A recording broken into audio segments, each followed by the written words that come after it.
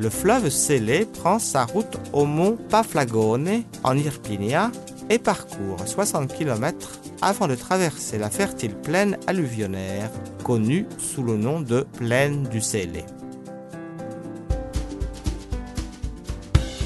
En bordure de la plaine et sur environ 40 km, s'étend une des plus belles côtes tyrrhéniennes, le littoral qui va de Salerno à Agropoli.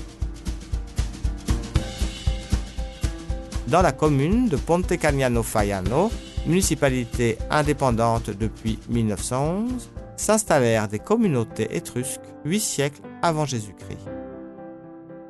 Leurs témoignages ont été conservés au Museo Archeologico Nazionale et exposés sous le titre « Les Étrusques de la frontière », collection rassemblant principalement les objets funéraires de sépultures princières, vases, joyaux, colliers d'une facture orientale très raffinée. À quelques kilomètres de distance se trouve Bellizzi, commune autonome depuis 1990, qui est un centre actif et dynamique. Le Castelluccio, petit château, est le symbole de Battipaglia.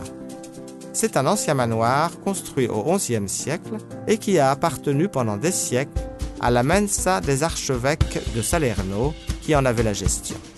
Au XVIIIe siècle, il devint les propriétés de Marcantonio Doria, puis de la famille Colonna et enfin des Pignatelli de Strongoli. Au début du XXe siècle, il fut réédifié en style néo-médiéval par l'architecte Farinelli. Dans la campagne environnante, on rencontre de nombreuses fermes et exploitations agricoles, vivant témoignage de l'identité ancienne de Battipaglia. La ferme de San Mattia, qui a été à l'origine un monastère, est un véritable joyau d'architecture rurale.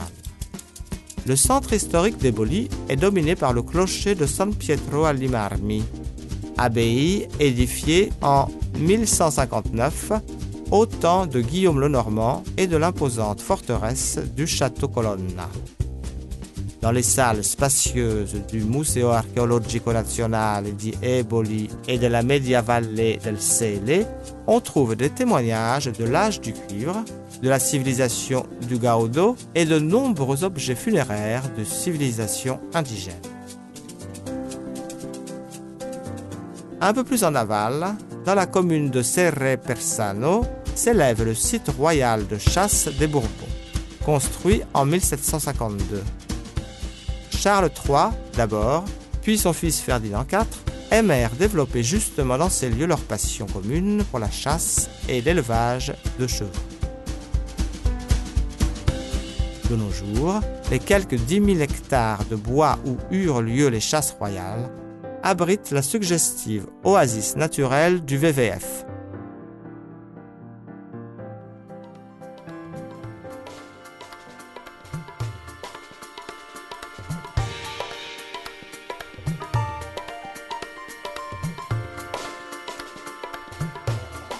Lorsqu'on descend vers les vastes plages du littoral, on rencontre au milieu des vertes barrières des pinèdes odorantes et d'eucalyptus séculaires, des élevages modernes de bufflons, animaux d'origine ancienne, apportés par les Normands, mais introduits en Sicile par les Arabes. La technique de fabrication de la mozzarella est restée la même le long des siècles. Le lait est caillé, la pâte obtenue est travaillée et tirée à la main, et enfin mozzata, c'est-à-dire coupée entre l'index et le pouce.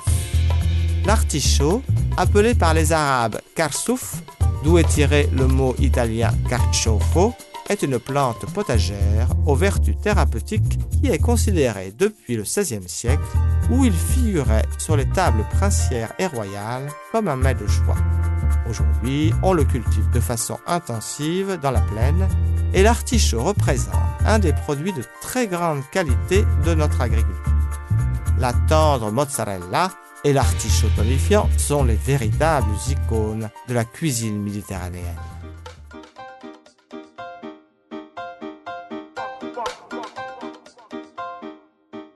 Leo Longanesi l'a défini comme un monument à l'art. Un monument qui requiert l'intervention d'un artiste inspiré et d'une grande habileté, le pizzaiolo.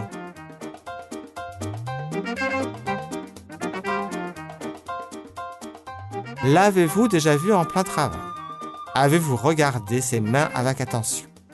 Elles se meuvent avec précision et rapidité autour d'une boule de pâte qui est étendue, élargie, allongée, pincée sur les bords. Ronde comme la lune, la pizza est revêtue d'ingrédients les plus naturels, à commencer par les tomates et la mozzarella. Et on la laisse cuire quelques minutes seulement dans un four à bois. Son Altesse, la pizza est servie, pour la joie des yeux et du palais.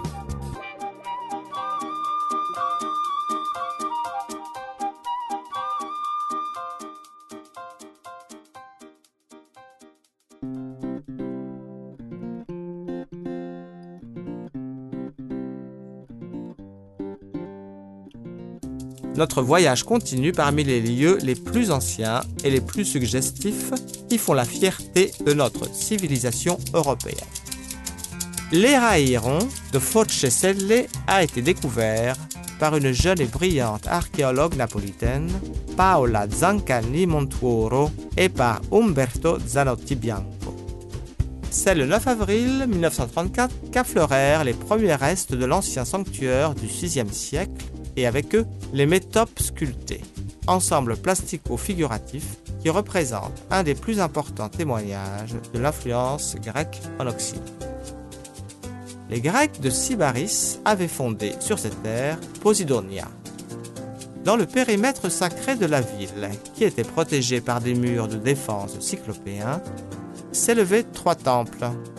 Leurs vestiges impressionnèrent les voyageurs du XVIIIe siècle, de Soufflot à Winchelmann, qui vint sur les lieux en 1750. Encore aujourd'hui, ces temples, isolés dans la plaine, perdus au milieu de champs herbeux où fleurissent les lauriers roses aux vives tonalités, nous frappent par leur force et leur austère beauté. Le Museo Archeologico Nazionale di Paestum accueille de précieux vestiges de l'époque grecque, italique et romaine. Les métopes de l'Eraïron, des vases décorés fastueusement, des tombes qui racontent la mélancolique descente aux enfers ou des allégories sophistiquées de la mort.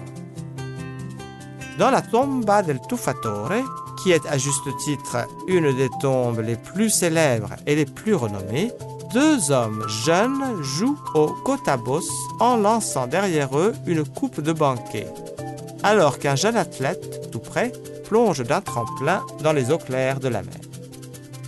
Peut-être que pour ces Grecs, descendants des Sybarites, la vie était une aventure mystérieuse qui avait la beauté et la fragilité d'un jeu.